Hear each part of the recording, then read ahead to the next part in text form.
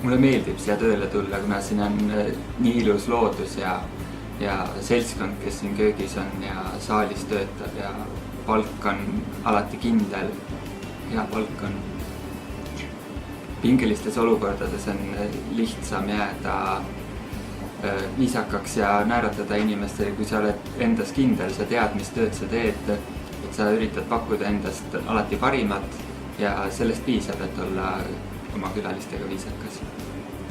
Meie külalistega suhtlen ma eesti ja inglise keeles.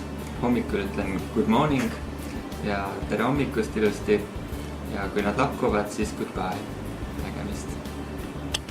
Kõrtsi töötaja peab olema rõõmsameelne ja sõbralik oma külalistega, et neil tekiks soov siia tagasi tulla.